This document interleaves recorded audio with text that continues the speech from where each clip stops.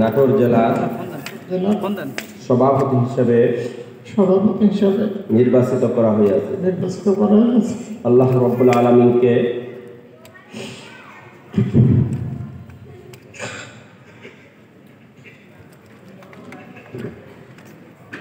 রাব্বুল আলামিনকে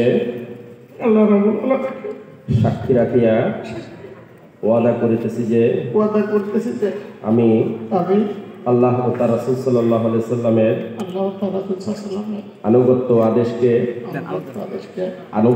ও আদেশ পালনকে সব কিছুর উপরে অগ্রাধিকার দেব ও সর্বাধিক গুরুত্বপূর্ণ মনে করব। বাংলাদেশ শ্রমিক কল্যাণ ফেডারেশনের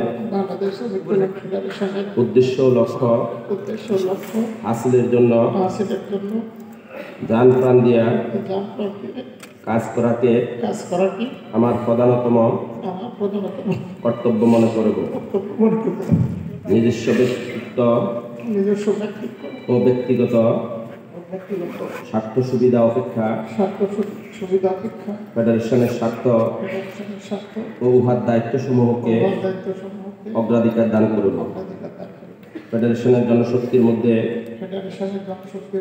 সর্বদাই নিরপেক্ষতা ইনসাফের ভিত্তিতে ফয়সালা করিব। ফেডারেশনের আমানত সমূহ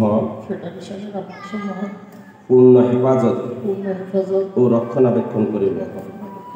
নিজে ফেডারেশনের গঠনতন্ত্র মানিয়া চলিব এবং তদনুযায়ী ফেডারেশনের সংগঠন ও শৃঙ্খলা কায়েম করার ও কায়েম রাখার জন্য পূর্ণমাত্রা চেষ্টা করিব।